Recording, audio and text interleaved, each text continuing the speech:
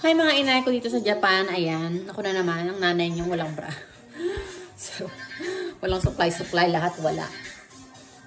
At ito na nga, ipapasok ko ng school yung anak ko. 3 years old na siya. So kasi this year lang nag-start yung, next year magi-start yung 3 years old na may libre.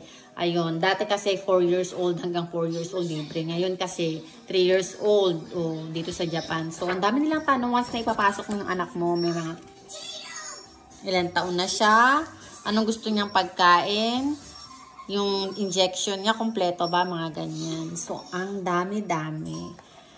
So, ako naman, ilang oras na ako nagta-translate. So, struggle talaga ako. Kasi minsan hindi nakikisama yung best friend natin si Google. So, ang ingay ng TV. Diba? Nanonood kasi yung anak ko. So, ayun na nga. So, ang daming tanong kung paano ba, kung hindi ba sana yung anak mo sa nagbabantay, iba yung nagbabantay, ganun. Hitomishiri, kung hitomishiri siya, susulat mo. Tapos anong oras siya natutulog, sinong katabi niya matulog, may pagkain ba siyang ayaw, lahat may ayaw o gusto, mga ganun.